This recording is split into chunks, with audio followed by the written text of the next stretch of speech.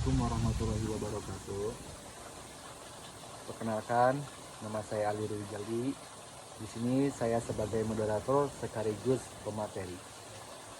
Dalam kesempatan hari ini, kita akan mempresentasikan materi tentang metode penyelesaian hadis kontradiktif. Sebelumnya, yang terhormat Bapak dosen pengampu, Bapak Wawan MPD. Rekan-rekan semuanya. Assalamualaikum warahmatullahi wabarakatuh. Halo semua, perkenalkan nama saya Laila Nujalila. Saya akan sedikit menjelaskan tentang mukhtalif hadis mengenai metode penyelesaian hadis kontradiktif. Dan nanti akan dilanjutkan oleh Kang Aldi, yaitu 3 metode penyelesaian hadis kontradiktif. Baik, saya akan masuk ke pengertian metode. Kata metode berasal dari bahasa Yunani, metodos, yang berarti jalan, dan bangsa Arab menerjemahkannya dengan torikot dan manhaj. Kata tersebut mengandung arti cara yang teratur dan terpikirkan baik-baik.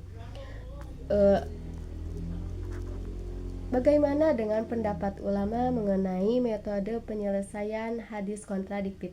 Satu, yaitu menganalisis sanad hadis dan kualitasnya terlebih dahulu. Kedua, analisis matan atau makna hadis secara detail dan mendalam. Ketiga, menganalisis maqasid al-syariah dari hadis yang bersangkutan. Keempat, menggunakan pendekatan ilmu sejarah dan psikologis.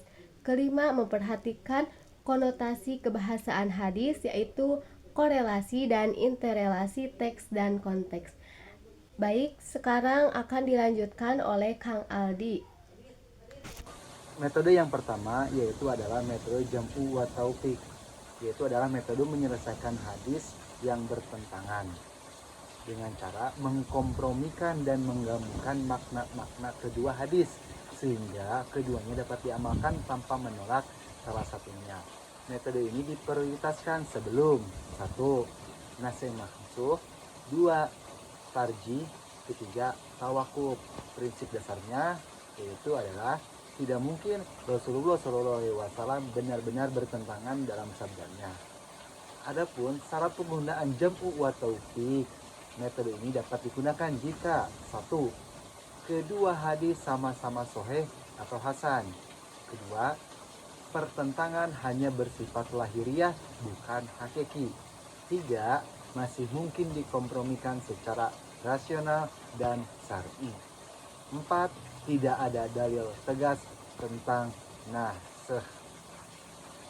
Adapun bentuk-bentuk jam'u wa taufiq secara umum, jam'u wa taufiq dilakukan dengan 1. Perbedaan kondisi, 2. Perbedaan waktu, 3. Perbedaan subjek, 4. Perbedaan tingkat hukum, 5. Perbedaan lafaz, yaitu hakiki dan majazi. Adapun syarat-syarat penggunaan jam'u wa taufiq, metode ini dilakukan jika 1. Kedua hadis sama-sama sahih atau hasan. 2. Pertentangan hanya bersifat lahiriah bukan hakiki. 3. Masih mungkin dikompromisasikan secara rasional dan syar'i. 4. Tidak ada dalil tegas tentang nasikh. Adapun bentuk-bentuk jam'u wa taufiq, secara umum jam'u wa taufiq dilakukan dengan 1. Perbedaan kondisi, 2. Perbedaan waktu, 3. Perbedaan subjek, 4. Perbedaan tingkat hukum, 5. Perbedaan makna lafaz. Kedua, dengan metode an-nasikh, yaitu metode dengan cara menyelesaikan hadis kontradiktif dengan menghapus hukum hadis yang datang lebih awal oleh hadis yang datang kemudian. Dalam metode ini, dua hadis tidak diamalkan bersamaan, melainkan hanya hadis yang terakhir yang berlaku. Metode an-nasikh hanya digunakan apabila 1. Dua hadis benar-benar bertentangan. 2. Tidak bisa dikompromikan. 3. Diketahui secara jelas urutan waktu periwayatannya. Kita ambil contoh seperti hadis yang pertama. Hadis pertama menjelaskan sebagaimana hadis riwayat Muslim, yang artinya, aku dahulu melarang kalian berziarah. Lalu datang kemudian hadis yang berbunyi, maka sekarang berziarahlah, karena ziarah kubur dapat mengingatkan akhirat. Hadis riwayat Muslim. Dalam analisis kontradiksi, hadis pertama berisi larangan berziarah, sedangkan hadis kedua berisi perintah untuk berziarah kubur. Kedua hadis ini tidak bisa dikompromikan karena hukum larangan dan hukum perintah saling bertolak belakang. Namun Rasulullah SAW menjelaskan secara langsung bahwa larangan tersebut berlaku lebih dahulu, kemudian dihapus oleh kebolehan berziarah kubur. Dengan metode anase, hadis kedua menghapus hukum hadis yang pertama. Dengan demikian, hukum yang berlaku saat ini adalah boleh melakukan ziarah kubur, bahkan dianjurkan karena mengingatkan manusia pada akhirat. Kesimpulannya, dengan metode anase menunjukkan bahwa syariat Islam diturunkan secara bertahap sesuai kondisi umat pada masanya. Metode ini dilakukan oleh para ulama memastikan bahwa hukum yang diamalkan adalah yang terakhir dan yang paling relevan. Yang ketiga yaitu dengan metode tarjih, yaitu metode dengan cara menyelesaikan hadis kontradiktif dengan menguatkan salah satu hadis dan meninggalkan hadis yang lebih lemah. Metode ini dilakukan apabila 1. Hadis tampak bertentangan, 2. Tidak dapat dikompromikan, 3. Tidak ada bukti adanya nasakh. Tarjih dilakukan berdasarkan beberapa pertimbangan, antara lain 1. Kekuatan sanad, 2. Keadilan dan ketelitian perawi, 3. Kejelasan dan kekuatan matan hadis.